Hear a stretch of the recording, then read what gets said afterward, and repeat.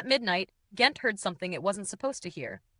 Not a single bell, not a warning chime, but a full-bodied surge, layer after layer, like a bronze tide rising through the winter air, from a tower that on paper couldn't ring at all.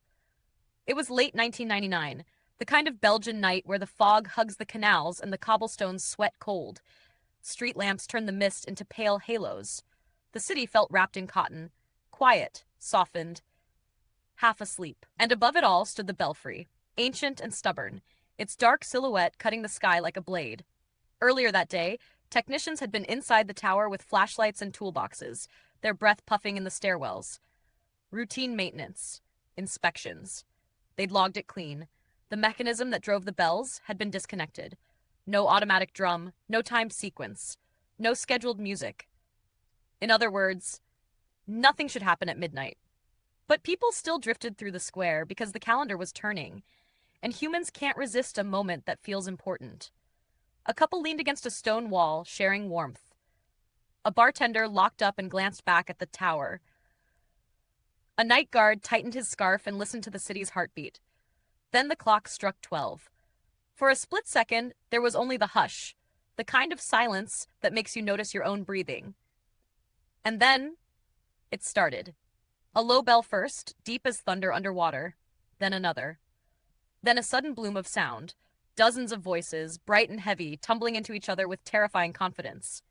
The whole carillon, 47 bells as the story goes, ringing like it had waited all year to speak. People froze, heads tilted upward, windows opened. Someone laughed, too sharp, too nervous. Someone else whispered, "That's impossible." Inside the tower, the night guard ran, up spiral stairs, past old beams and ironwork, chasing the sound as it shook dust from the rafters. He reached the chamber where the controls should have been. Disconnected. Exactly as the technicians left it.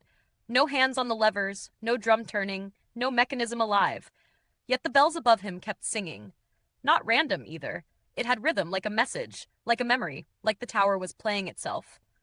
And when it finally stopped, the silence felt louder than the music ever did. By morning, the explanations arrived in neat little boxes.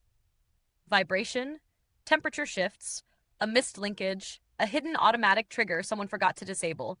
But Ghent kept the version that fit the feeling. Because every city has a moment where stone and metal seem to breathe, and you're forced to ask, what else is still awake when we think everything is asleep? If that gave you chills, tap like, share this story with a friend, and subscribe for more mysteries that feel impossible. Then tell me in the comments, do you think it was a glitch? Or a warning?